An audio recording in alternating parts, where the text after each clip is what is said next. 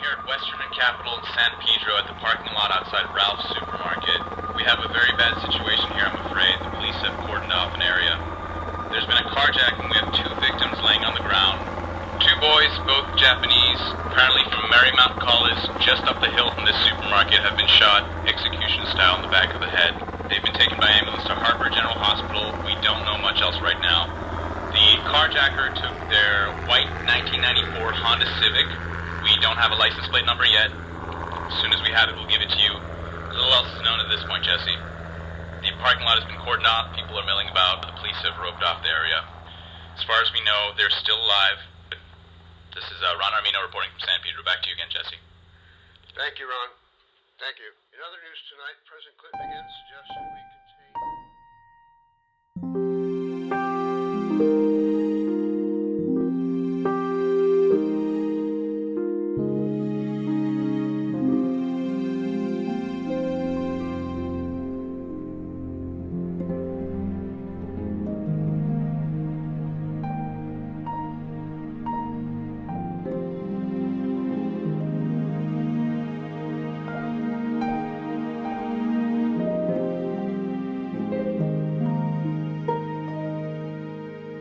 Both mothers reached out and touched the hands of their sons, and they were still warm, and you could still see that their chests were coming up and down because they were breathing with the help of ventilators. And the mothers just couldn't believe that something could be done, that if they went to another hospital or had no other doctors, or if they were transported back to Japan, they could somehow have their life saved. And I noticed all kind of people down there, and I was wondering what happened, and then somebody told me that 2 Marymount students had been shot. I kind of stood around, and then more and more people were coming, and they were putting flowers up. Kids were crying, and they were all very, very upset with what had happened. I was thinking, God, life is so short.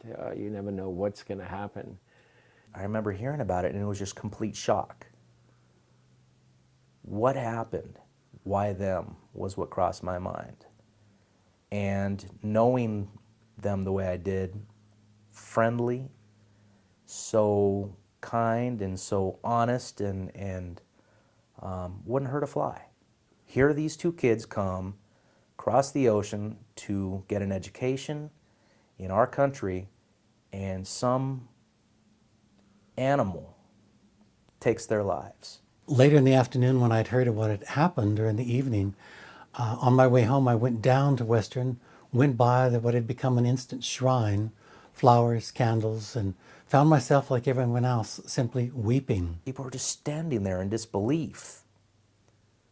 And someone says to me, you know, I was student body president at the time, why don't you say a few words? And I don't know what I said, but anger is what I felt.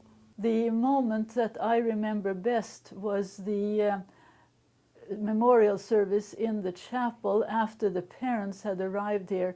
And it was when the parents arrived here that it really hit me. In the chapel, we walked up along the side aisles and to pay our respects up at the altar. And then when we came down from the altar in the center aisle, the parents were standing there, and one of the fathers, and I don't remember whether it was Mr. Ito or Mr. Matsuura, but he fell around my neck and put his head on my shoulder and sobbed and cried. And of course I cried. He wouldn't let me go, and we just stood there, and that was a very heavy moment.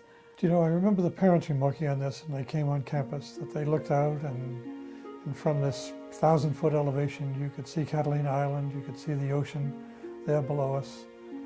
And it seemed so idyllic, so peaceful, so calm, so supportive of their sons and supportive of everyone in this community.